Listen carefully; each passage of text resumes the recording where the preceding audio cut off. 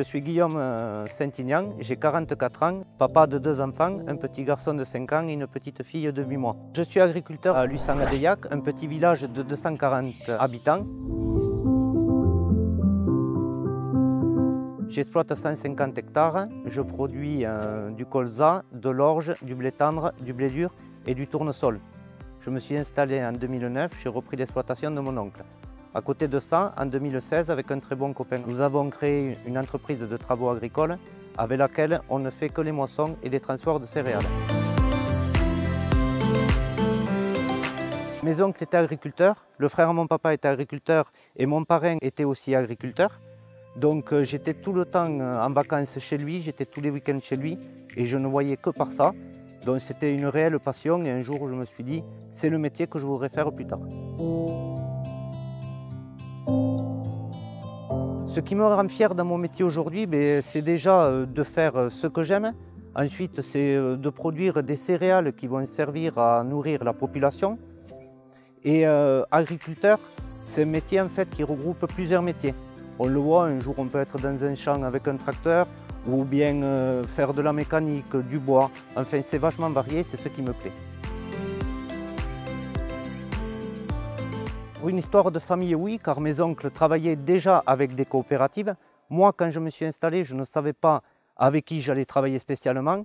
Puis un jour, il y a un monsieur qui s'est arrêté, qui est venu se présenter à moi. C'est l'ancien technicien qui a pris sa retraite au jour d'aujourd'hui et que je salue, c'est Daniel Nickel.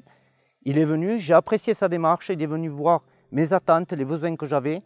Et depuis ce jour, donc depuis 2009, j'ai commencé à travailler avec Euralis.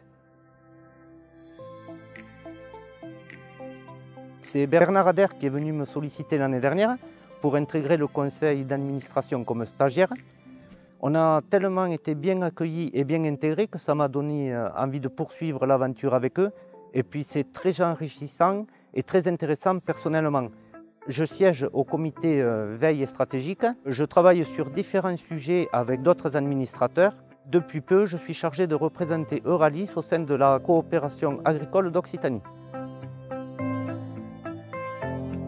Quand je vois le progrès qu'il y a eu en une décennie, je pense qu'on va vers des exploitations de plus en plus connectées, avec des outils de plus en plus performants, qui nous permettront d'avoir des méthodes de culture très précises, tout en respectant le climat. Bien qu'on le respecte très bien aujourd'hui, mais je pense qu'en améliorant, on respectera encore plus le climat.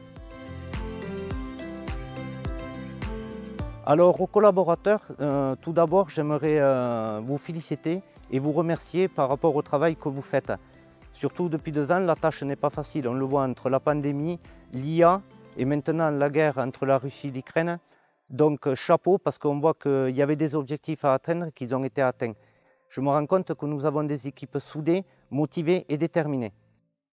Et pour les associés coopérateurs, j'ai envie de leur dire qu'ils n'hésitent pas, quand il y a un souci avec la coopérative, de venir nous retrouver à nous les administrateurs, afin qu'on fasse remonter les problèmes et qu'on leur apporte des réponses et des solutions.